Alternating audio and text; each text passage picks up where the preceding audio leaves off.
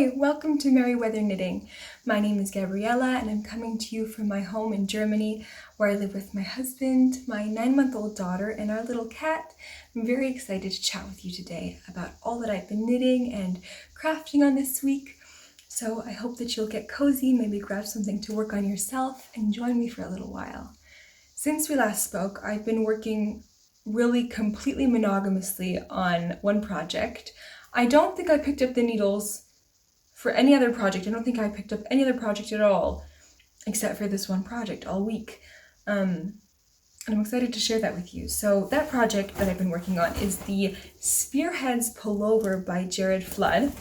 And I'm holding it in this giant IKEA basket tote bag. It's like a basket, it's a basket tote, right? It's like a basket woven material, grass kind of basket material in this bag form.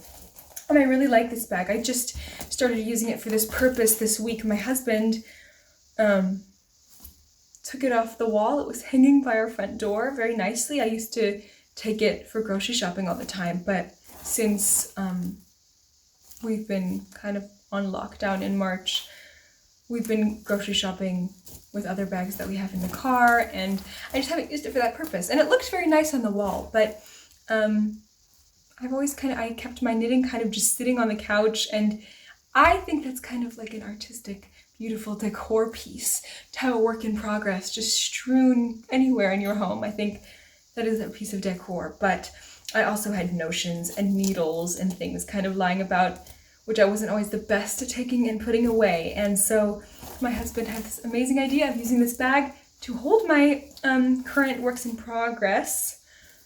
And I've been loving it. It sits right by our couch. It keeps everything nice and organized. And because it's of its shape, it kind of slips, in any corner that you need it to sit, and doesn't take up that much space. That as much space as like a big basket would. I also have a nice basket in my bedroom, but that's already full of other little bits and bobs, and so I'm very excited about this bag, which we found a new use for. I love these real legitimate made for knitting project bags. I think that they're beautiful.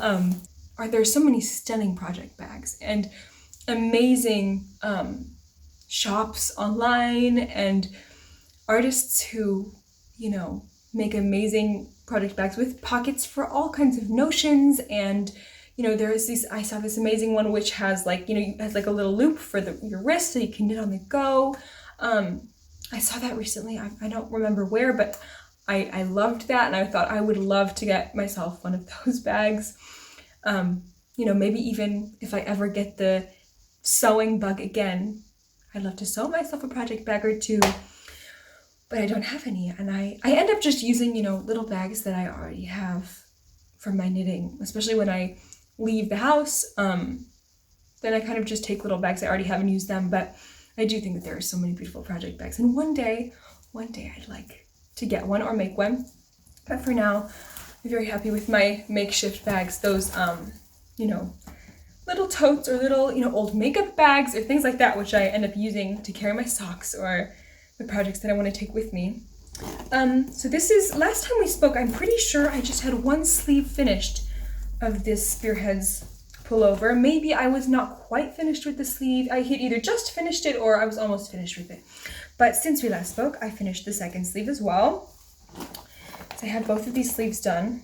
Some other yarn tangled up with it, but you can see both of my sleeves are finished. And I also have this body. I started the body, which is going along very nicely as well. Oh no, my little ball of yarn is stuck. I finished the ribbing, which, same with the sleeves, I just chose 1x1 rib. I like that a lot for sweaters right now. I don't know, for socks I often like 2x2, but I just like the way that 1x1 looks on sweaters, and I'm very happy with it. I did cast on with the long tail cast on in the end. I thought about going ahead. The pattern suggests using the tubular cast on, but I just went ahead and did a long tail cast on. I think it looks good and it is stretchy and it functions well for this pullover. I'm happy with it. I don't want to be disrespectful. It's a little bit even here, but I don't want to be disrespectful to the designer's, suggestion or choice or design. But this is just, for me, it's neat enough and it's stretchy enough, and I think it looks good enough for me. And I think anyway, because of this rustic wool, I don't know, it doesn't make a big difference. I love this color. I think that this beautiful natural gray is just, it's so lovely. I can't get enough of this yarn. As I told you before, it's such a joy to knit with. It's really so much fun. It's the Alafoslopi yarn, this Icelandic wool, 100% Icelandic wool yarn. And it's very bulky, very rustic. Little pieces of hay are still always to be found and always a joy to find. It's just a lovely, lovely yarn. I really love it. It says warm and cozy, ideal for outdoor wear. And I have to say, that is exactly right. It is warm and cozy, and it is ideal for outdoor wear. It's very warm. I really think this is going to be definitely an outdoor piece for my husband. It's really nice. I'm excited for that. I'm excited for it to be all done and for him to be able to hopefully wear it in the colder months, the really cold months, January and February. So yeah, that's what I have worked on this week. I maybe did a couple of rounds on those little mittens that I had been working on, which I'll show you as well. But as soon as I finished with the ribbing, I needed to change needle sizes for the hand, and the needles were in the other room, and they were in a little needle case or something, and I just was too lazy to get them. I was just too lazy to go and get them, so I put it down and haven't picked it up. Instead, I just picked up this pullover and kept knitting on that. But I have since then gotten the needles out, and they're sitting ready for me to continue knitting on these. And I feel like I really need to finish these soon, because I almost feel like I'm at risk of abandoning them. I mean, not abandoning them forever. I'm sure I'd finish them at some point, but I can see myself kind of forgetting about them because I've only knit so much. I can see them getting lost at the bottom of this lovely basket or somewhere, and then, just kind of not thinking about them and forgetting to knit on them for a long time. And I just don't want to do that. I want to finish this little project, use up the stash yarn I have, and go ahead and give these as a gift, I think, to maybe my grandmother or someone else, because although I love the mohair, I love the softness, they feel lovely, they're not the same as the first pair of mittens I knit with this black yarn and silver mohair. That marled effect I loved so much, and I really was just obsessed with those mittens. And this, I think this color is nice. It's this really true forest green, but the mohair matches too much with the wool for me. I feel like I already have a pair of knitted mittens that I like, and yeah, I just think I'll go ahead and gift these. But I still want to finish them as soon as I can, because I don't want to leave them laying there and just languishing in this basket for too long. But those are my two projects. It's been quite a plain, not too much variety kind of a week, but I've really enjoyed it. Really enjoyed it. And this pattern is so much fun to knit, so straightforward, so it's just been not too much of an intense focus kind of a pattern. It's just a simple stockinette bodied pullover. I know when I get to the yoke there's some color work, but I think it's also quite simple. It's just two colors and very simple, and also this bulky yarn. I'm sure it'll knit up quickly as well. I'm really always intrigued by how on knitting patterns it says a kind of knitter level. I remember when I first started knitting and I was on Ravelry, this was very helpful for me because I was looking for patterns that were beginner and maybe intermediate if I wanted to be adventurous. I would look for beginner or maybe like intermediate or like adventurous beginner or something like that, because I really categorize myself in the terms of being a beginner. I just had taught myself to knit, and I felt comfortable with that label. Now I don't think I ever would look to see, is it advanced? Is it intermediate? Or is it beginner?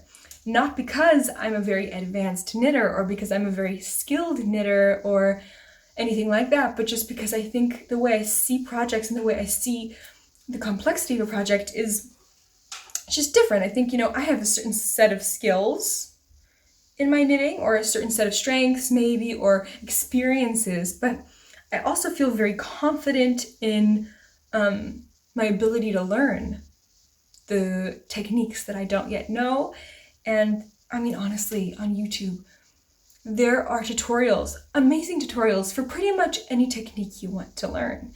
And if you don't find it there, I'm sure you'll find it online. Of course, there are books, there are resources, just abounding resources for pretty much any technique, or a lot of techniques that one might want to learn. So I feel like if I don't know how to do something, I can learn it. I don't want to discount the fact that of course I might not be the best at it and it is a new technique, but I don't know. I feel like these labels are just a little interesting to me. Like I said, I see the value of them, especially when one is first starting out, but I think that they can also be a little deterrent for people as well. Because actually, this pattern, I would say, I haven't done the color work. Maybe the color work is going to surprise me. Maybe it was the tubular cast on, which I also didn't feel like doing. Like, it takes a little bit more work to do the tubular cast on. Maybe that is something which makes it a little bit more difficult. Maybe the color work itself, color work is maybe considered not beginner. I don't know. But this pattern is labeled as, I think, intermediate advanced or something like that, or adventurous intermediate or something like that. And I don't know, I just thought this was an interesting thing that it was labeled that way, because I could see someone who's relatively beginner knitter knitting this sweater and not having a problem. Like I said, maybe the color work is when they will be thrown off, or maybe it's knitting in the round, or I don't know what it is, but I find these labels just interesting. I don't know. I'm not quite sure. I don't know if it makes sense, but I also think, if you consider advanced or beginner or intermediate, like the beauty of someone's work, or their ease, or their kind of like knowledge and experience, that is something else. Because I would say my experience is not that great and not that, I'm not that much of I haven't made that many things compared to many other knitters. And there are other knitters out there who have knit a lot of things, a lot of different projects, a great quantity, a variety. And, if I compare myself to anyone else, I can definitely see myself as either a beginner or very advanced. It's totally relative to where one is at. But I don't know, I digress. I was just thinking about that when I read it. I thought, this is such a lovely pattern. I hope no one is deterred from the pattern, like turned off from it just because it says intermediate advanced. Because I could see someone knitting this who hasn't knit that much. But anyway, that's it. If you have any thoughts on that, I'd love to hear that. If you're only here for the knitting, then I'm going to move on a little bit from that now and talk a bit about other crafting things and fiber arts related things and just life in general. So I understand if you're not interested in that as much, but I thought I'd talk to you a little bit about what I've been reading this week. I've been reading Little Women by Louisa May Alcott, which I'm sure you have heard of, and I'm sure for some of you is also an old favorite. I haven't read it in years and years, but I love the book, and I wanted to read it last year around Christmas time because there was a new film adaptation which came out, and I wanted to read it again before I watched the film adaptation, but I never got around to reading it. I never watched the film adaptation because I'm very stubborn about that. I haven't read it for a while. I haven't watched any of the adaptations in a long, long time, so I wanted to have the book, the full experience of the book first before I watched the movie. And this year, I just thought, I want to read it so much. I'm going to grab myself a copy and I'm going to just enjoy the story and then watch the movie. So I started this week, and I had a couple months ago found this copy secondhand. I had searched for this edition for a while because I really, really wanted it. It's the Penguin Threads edition of Little Women. And as you can see, it is all embroidered. It's the design is completely embroidered. It's like embroidered house here, all these little beautiful, it's all textured. It's also like textured, you can feel it. It's kind of like risen out there, like it's really embroidered on the cover. It's absolutely stunning. And I knew I wanted this edition when I first saw it. Like I said, it's the Penguin Threads edition. They came out with a few books in the same embroidered style. I think The Wizard of Oz, maybe Black Beauty, maybe another one or two, but not very many, I think.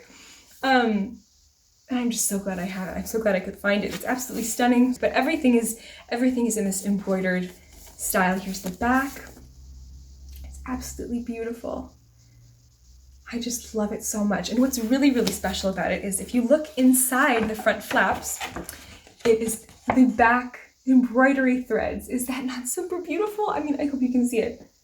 It's absolutely stunning. I think this is so beautiful. It's such a special edition.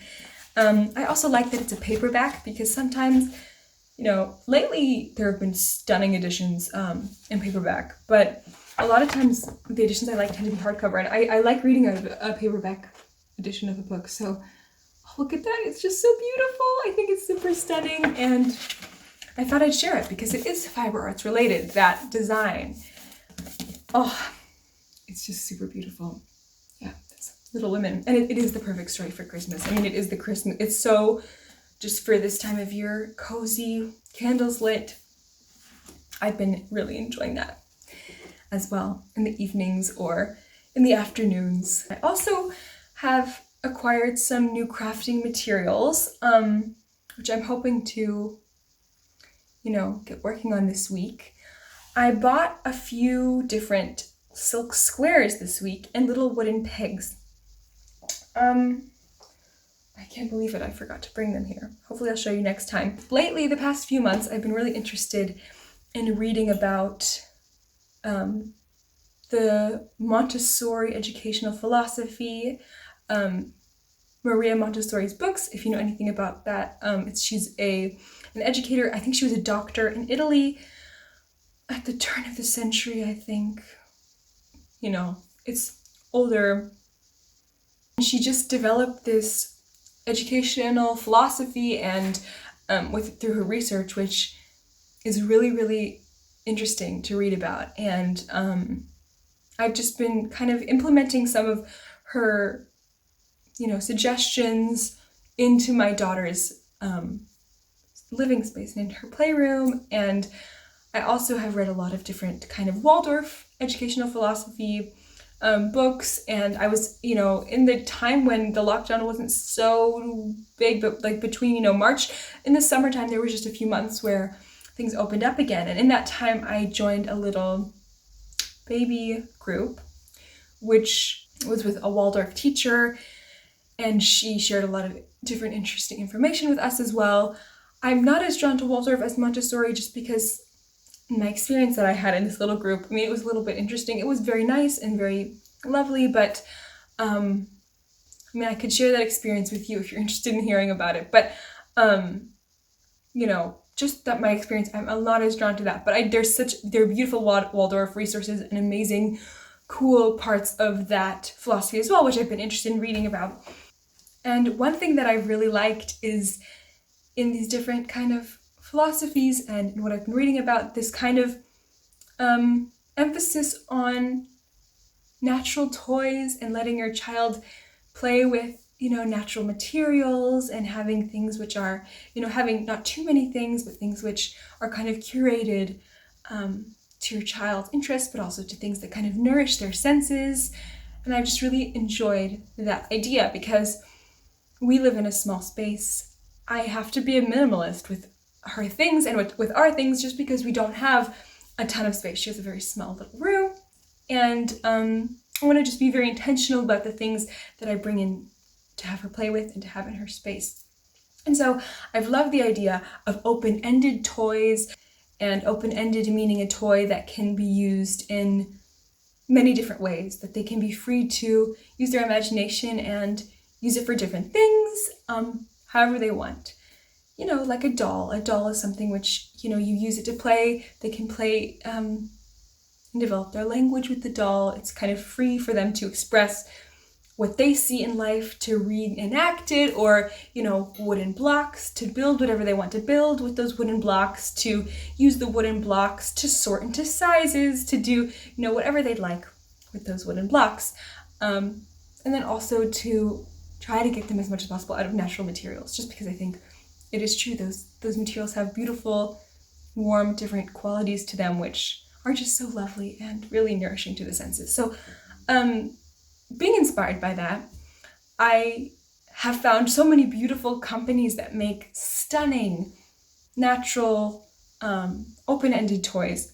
A lot of them use materials which, you can find. And I was just inspired to try to make some of them myself, because looking at the toys that I found that many of them actually were very simple. Little simple wooden blocks can be made, just from pieces of wood, sanding them down, using some beeswax to seal them, or even just sticks to have rough kind of pieces of different textures of wood, especially for a small child like my daughter.